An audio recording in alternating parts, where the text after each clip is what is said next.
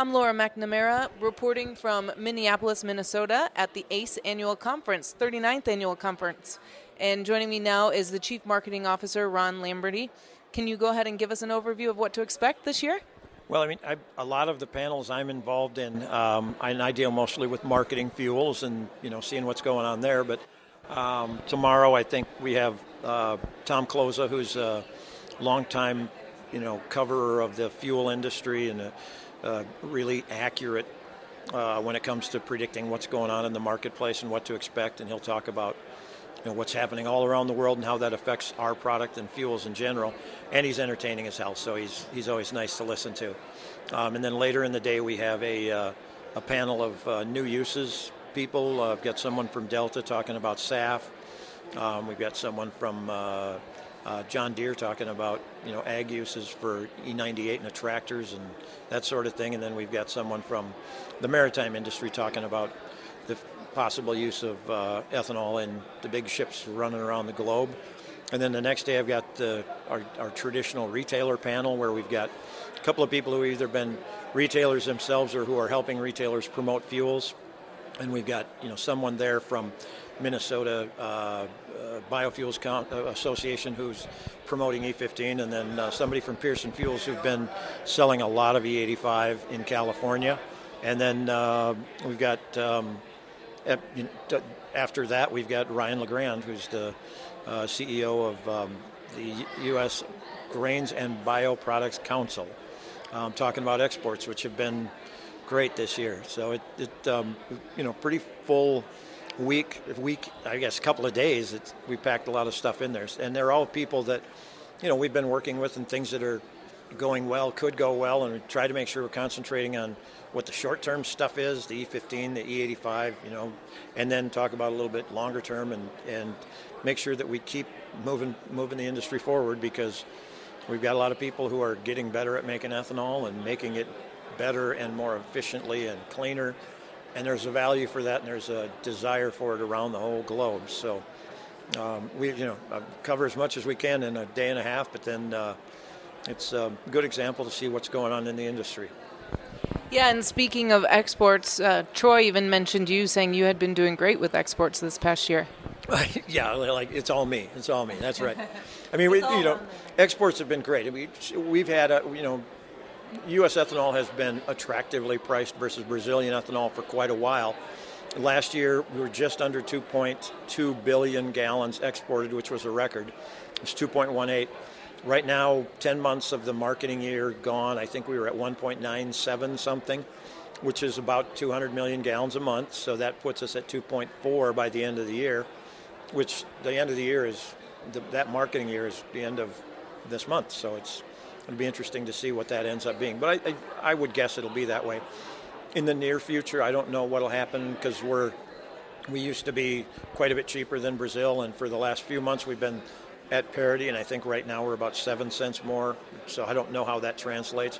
But I know that when we go out to other countries and talk to people, 4 or 5 years ago when we talked to Canada, they had some environmental regulations that advantaged us because we don't ship it as far and that sort of thing, so it's not all cost.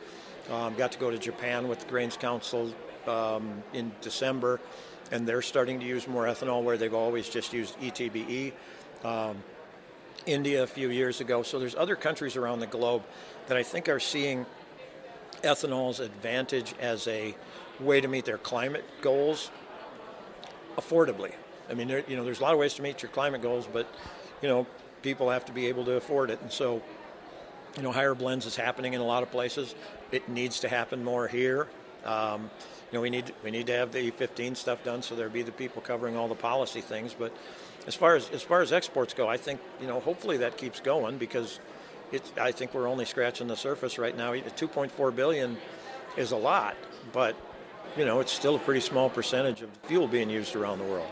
Turning things back domestically, you mentioned like the case of E85 in California. How easily or not so easily do you feel that will translate into other parts of the U.S.? Well, I mean, they've been doing it for a while now. I think one of the problems that we're seeing around the Midwest right now is that even though you can buy, there were times last month when I saw rack prices for E85 at like, I saw it once at 26 cents a gallon. When you add the taxes onto that, it was like probably 60 cents. And I go to a station, and this in Sioux Falls, go to a station, and it's over $3 a gallon. And that's frustrating because we have an opportunity with E85 to show the difference between what the fuel costs and what gasoline costs. And if nothing else, I mean, even if you can't use E85, knowing that there's a fuel out there that you could buy for, I mean, you got places that, selling it for $1.50, and there's one in St. Ansgar, Iowa, that I think was $1.19. And I don't expect everybody to do that. I'd like marketers to be able to make some money because they like products that they make money on. But if you take somebody selling at $1.79, $1.99, they're making a lot of money. I mean, today I think I used our calculator that we have at the flexfuelforward.com site, and I think in Omaha the price for it with taxes was $1. So if you're $1.99, that's a nice margin, but you're still, $2.50 worth below gasoline.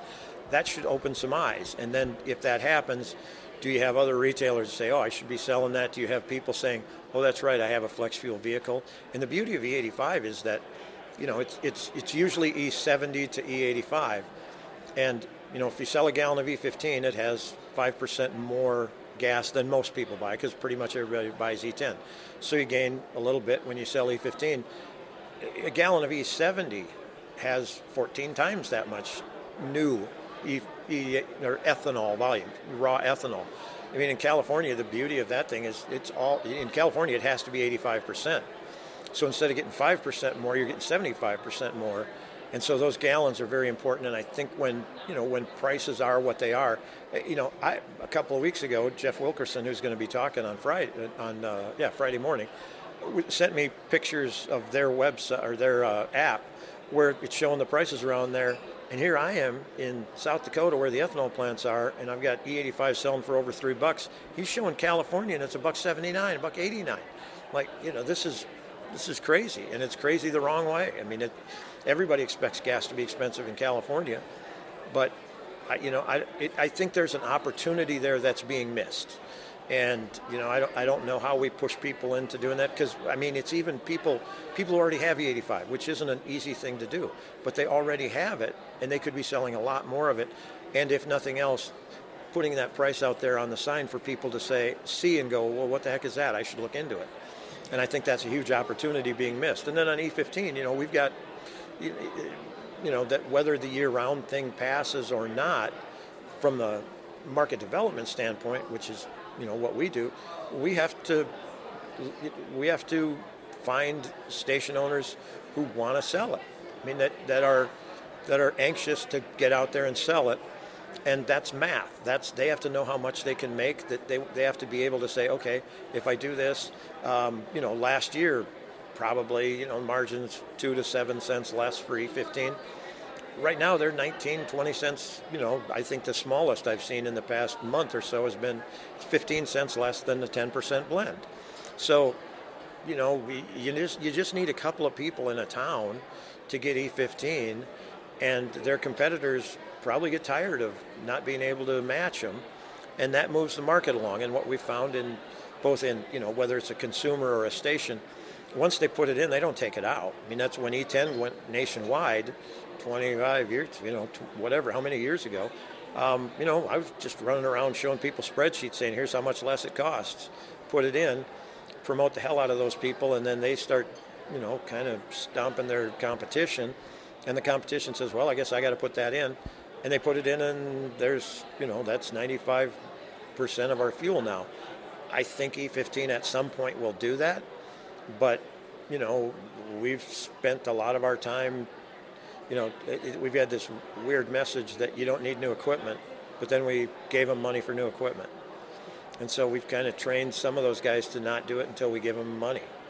And the fact is we're going to have to find some people who just want to make more money by selling our fuel and, get it out in the marketplace so that where that's happened, the volume goes up. So there's plenty of work to be done, but the economic situation right now is something that helps us and that we have to take advantage of and make sure that the people who sell our fuel, which are stations, that they know about it. For me, that's job number one. I don't know whether they'll pass year-round E15. I'm sure we'll hear about it a lot over the next 2 days. But whether they do or don't, even if they pass it, there's no loss, and anybody still has to buy any of it. So, that's still going to be imperative on us to get out there and make sure they understand the value proposition that station owners do, and then that they use it to drive new volume to them, because then that drives new volume for us. Just showing how ethanol can make them money. Yeah, it's not that hard. We're good at that. So. All right. Thank you so much for your time. I'm Laura McNamara reporting from Minneapolis, Minnesota.